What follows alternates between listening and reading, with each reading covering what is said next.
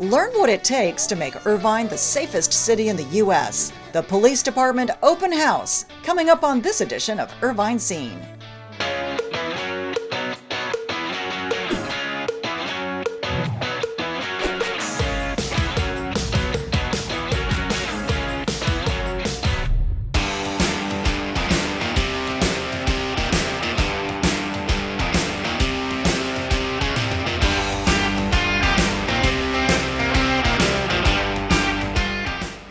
So Maverick is locked in, and Maverick's going to go help us apprehend that guy.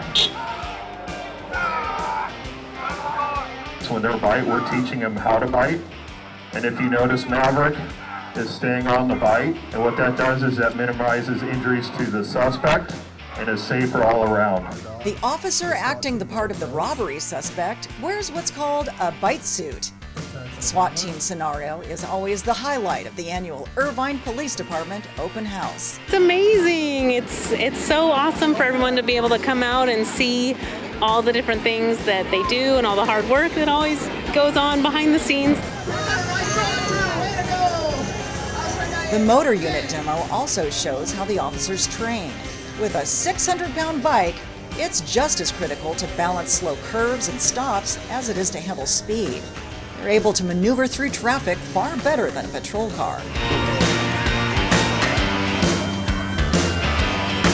This robot dog is the department's newest recruit. He doesn't have a name yet. IPD plans to hold a contest for the public to pick a name. Right now, his role is community outreach. So they do have larger models and other companies out there that do utilize similar technology, but more for tactical SWAT scenarios. Instead of sending an armed officer in, they'll be able to utilize a larger dog, which has larger cameras, as well as different sensors, and then has the ability to actually open up doors with a robotic arm.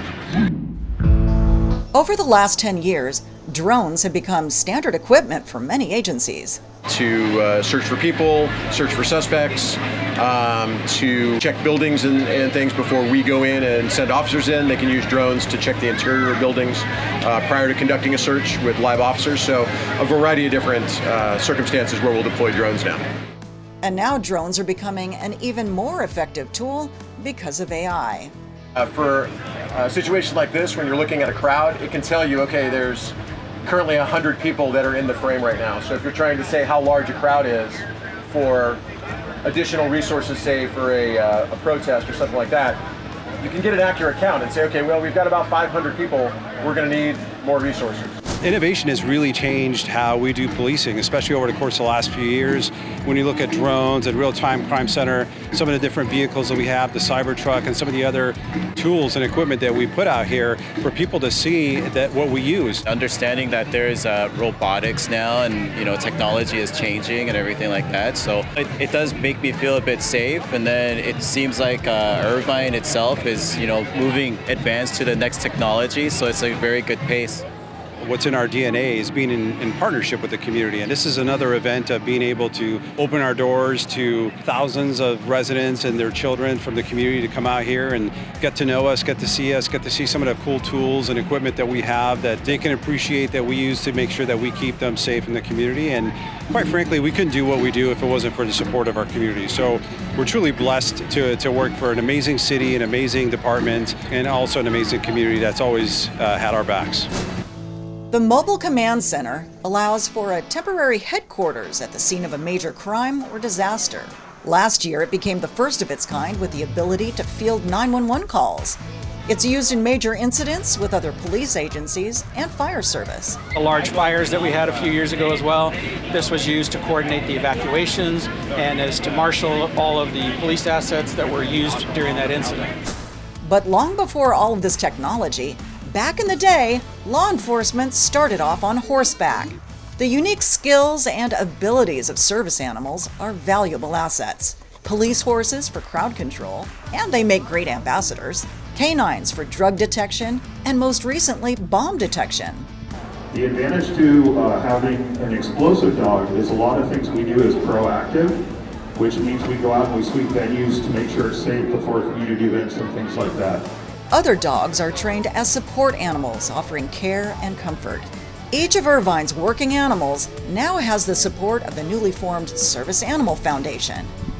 let's say there's a training need or there's an equipment need that isn't readily available, then the foundation can step in and offer that support financially. Obviously, we're here for events and making awareness to our public and making sure everybody knows that they can come and buy merchandise, whether that's t-shirts or hats or the plushies that we have of the mounted unit horses and the dogs. A big part of the day is building relationships between the officers and the residents they serve. Let's face it, it takes law-abiding citizens who are supportive of the police, and it takes a city government, a city council that's also supportive, supplying the resources, the policies, the practices that make us what we are today. We're very, very proud of the Irvine Police Department and this annual open house that they have. Irvine's the safest city for 21 years in a row, not by accident, it's by design, because we have the technology and the people who care with passion for public safety to keep us all in check. Our police department has the best training and the best hiring practices. We try to reflect what is the diversity of the community in Irvine, and we have done such a great job. You get to be a part of it. You see, I mean, look at all the amazing equipment they have out here. I saw some of the robot police dogs, just really some cool technology and state-of-the-art stuff. I'm glad we have the resources to be able to protect our community. It's a great event in the city. He loves police cars. We wake up every morning and he asks for wee-woos on the TV. So we watch YouTube videos of police cars, and we thought, what better place to see them than here, the open house. He is so happy. He has always seen the fire truck and police car like just moving around and looking at them like close by, like touching all the stuff. It's so cool, even for us. For Irvine Scene, this is Valerie Starn reporting. Out of